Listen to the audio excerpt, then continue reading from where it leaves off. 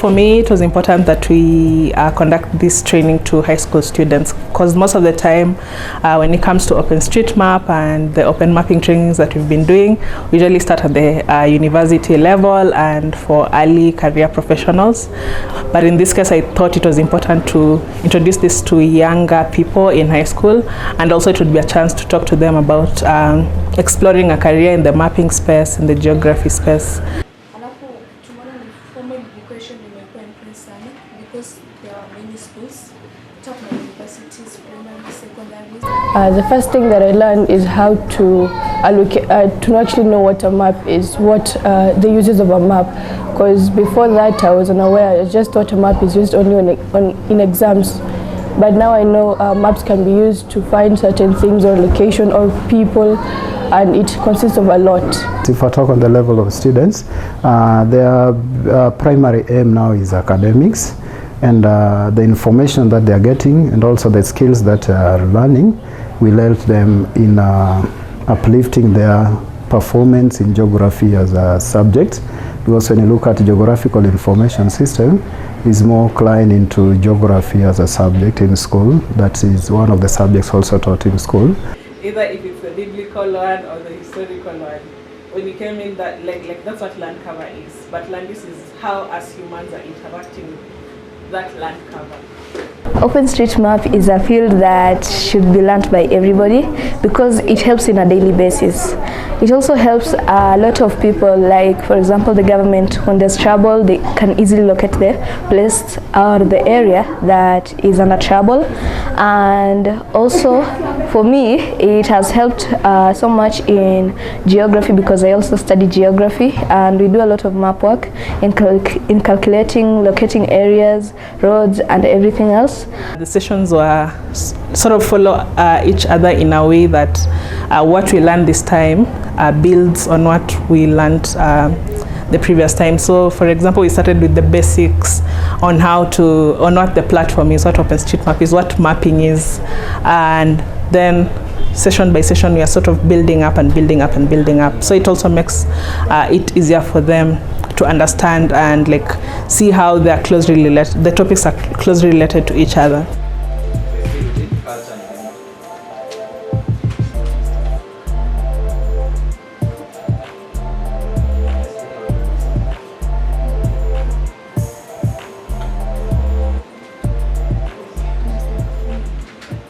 Here in school, I do geography, so it also helps because I also have, well, on my exams I also have to check maps, so now I'm good at it, because before that I was really poor.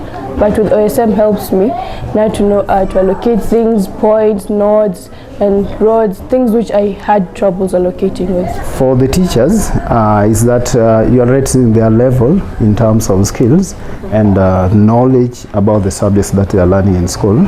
So at least it's making our work easier as teachers when they come to teach such kind of areas in geography. They'll have even better, more understanding in those areas.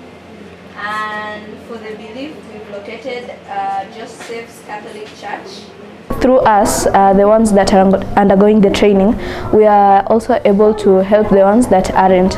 And in a way, actually in our class, in geography class, we are a lot, so we get to help each other out. I don't think we've had a session where it was like purely technical. It has been linked to sort of a challenge that we face in society. So for example, today we are covering agriculture and we talked about food insecurity and things like in the northern part of the country where there's drought. So how does mapping agriculture land uses inform food security and food insecurity? And you could see even how the students are asking us how government can use that. The government uses maps to check, to allocate the number of people in a certain area, or to see which type of religion is consuming a large part of a nation or something like that.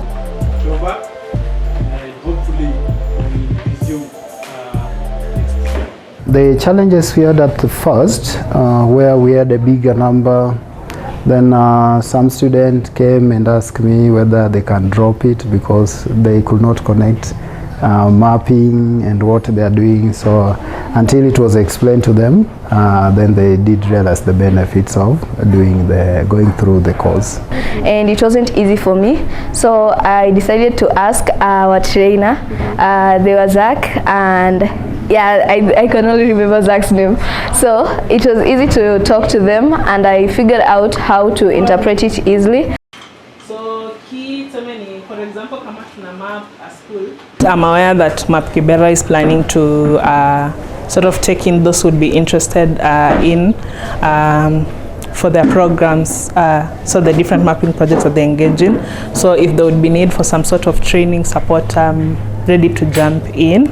I'd like it to continue, because for me, I want to continue the training even after I finish Form 4, because I want to know everything. I want to know the cultures, different religions. I want to learn more about the world around me. The experience that they are acquiring right now, I think that's also starting preparing them to the job market.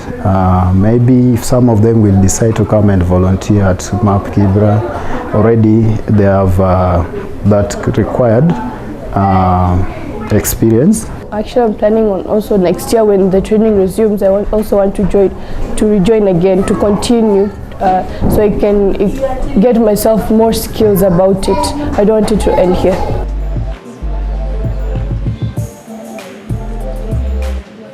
We have Kahoot. It actually keeps the memory going. You've done something the previous Saturday or Friday, and the way they remind you is that you play a certain game, Kahoot. It gets you to remember everything that you've learned previously. One thing that we do is we usually use this platform called Kahoot, which is like I'd say a platform that allows us to gamify education. So what we do is for each session we set up a sort of questionnaire that is based on the previous session or sessions, and then we get to have it live at the beginning of a class, and we basically have them signing in and sort of answering the questions, and it's in sort of a very casual format.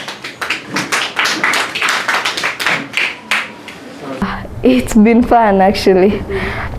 Me and my members, the computer members, and also to the ones that underwent and are still undergoing the training, they were able to at least delve deeper, because we've had other people who are very interested in this.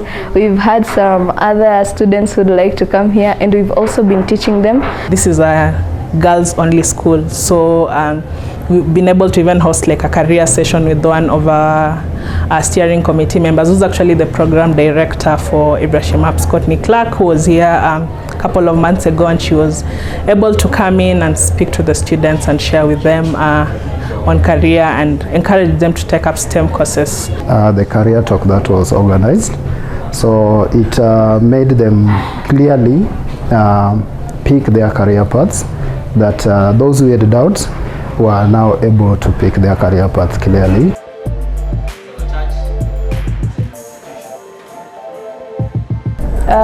I think OSM should be shared through all schools in Kenya, because it's really helpful. So for this project, it's only been done between Youth Mappers and Map Kibera, and obviously the school KGSA.